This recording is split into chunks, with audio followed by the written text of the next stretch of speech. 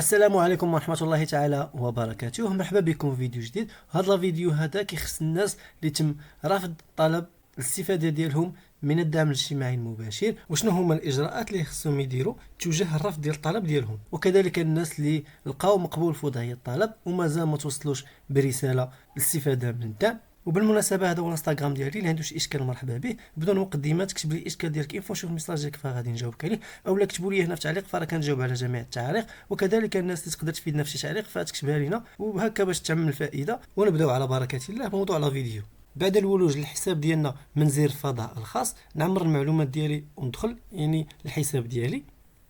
اذا الناس اللي لقات في وضعيه الطلب مقبول وتوصلت برساله اس ام اس فيها ملي راهم تم القبول ديالهم وتوصلوا بالمستحقات ديالهم في الوكاله البنكيه، اذا هاد الناس ما نتكلمش عليهم فالامور ديالهم كلها مزيان. غادي نتكلم عن الناس اللي لقات في وضعيه طلب مقبول لكن مازال ما توصلوش برساله فيها يمشيو يستلموا المستحقات ديالهم. شنو خصهم يديروا؟ غادي تمشي للقائمه في الاعلى كتبان ليا المبالغ المدفوعه. الناس اللي كتخدمي بالهاتف غادي تلقاها في القائمه في الاعلى على اليمين، في دوك ثلاثه الشريطات ديال القائمه تكليكي عليها وغادي تبان لك مبالغ مدفوعه، غادي تكليكي عليها. امام رقم التعريف البنكي غادي تبان لكم وضعيه الحاله، واش مرفوض او لا مقبول.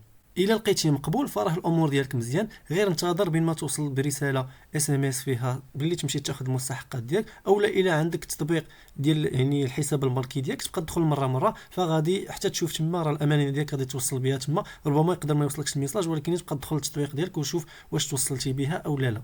اما الا كانت وضعيه الطلب عندك مقبول وملي كتمشي المبالغ مدفوعه وكتلقى قدام رقم التعريف البنكي مرفوض، هنا كيف كيبان لكم في الشاشه عندي في طور المعالجه كان عندي مرفوض وعدلته لهذا السيد هذا، لهذا كيبان لكم في طور المعالجه. ولكن نتوما الا كان عندكم طلب مرفوض غادي تلقاوه مرفوض، غادي تضغطوا على ارقام التعريف البنكي المدلى بها، وديك الساعه غادي تقوموا بوضع رقم الحساب الجديد واللي كيخص يكون في اسم ديال اللي قام بوضع الطلب. وهذا سبب من الاسباب اللي كيرفضوا رقم الحساب البنكي، خص يكون في اسم صاحب الطلب. والان نرجعوا للمثال الاخر اللي فيه وضعيه الطلب من الاول فيها مرفوض.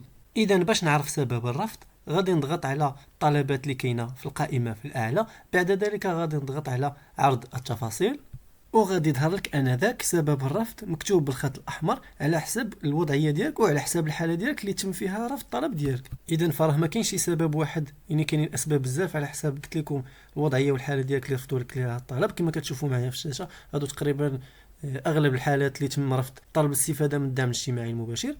اذا كان سبب الرفض اللي صرحوا به في الوضعيه ديالك، اذا فراه ما عندك ما دير، ما غاديش تستافد من الدعم الاجتماعي المباشر. اما الا كان سبب الرفض اللي صرحوا به لا علاقه له مع الوضعيه ديالك، في هذه الحاله هذه يمكن لك انك تقدم بطعن او لا تقدم بشكايه حسب الماده 5 من المرسوم 2/23/1067 المتعلق بنظام الدعم الاجتماعي المباشر، والذي يقول: يمكن لرب الاسره الذي تم رفض طلب استفادته من الاعانه او الاعانه المنصوص عليها أن يتقدم تظلما بشأن طلبه داخل أجل لا يتعدى 15 يوما من تاريخ إشعاره بالرفض. يودع التظلم لدى الوكالة الوطنية للدعم الاجتماعي عبر المنصة الإلكترونية. إذا خلاصة المادة كتقول إلا لقيتي سبب الرفض غير مطابق للوضعيه ديالك فيمكن لك تقدم بشكايه في واحد الوقت اللي ما كيتعداش 15 يوم من تاريخ توصلك برساله الرفض.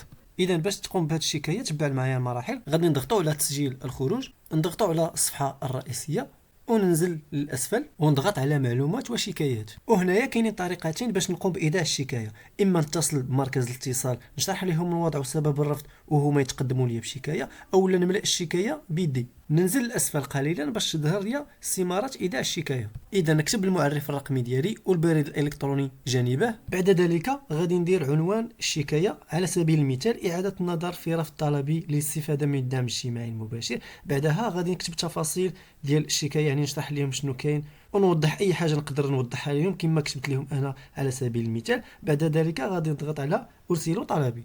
بالنسبه لتاريخ الاجابه على الشكايه فما كيتعداش 30 يوم. وكيفاش نعرفها؟ غادي ندخل لفضاء الاسره للطلبات، غادي يبان لي وضعيه طلب جديده في طور المعالجه. من بعد الاجابه ديالهم في وضعيه الطلب غادي تلقى الاجابه واش تم الرفض او لا القبول ديال الاستفاده ديالك من الدعم الاجتماعي المباشر. نتمنى انني نكون كنفيدكم في الفيديو ديالي، نتمنى التوفيق للجميع. ما تنسوناش بالاشتراك وتفعيل زر الجرس وشي تعليق محفز. والسلام عليكم ورحمه الله تعالى وبركاته.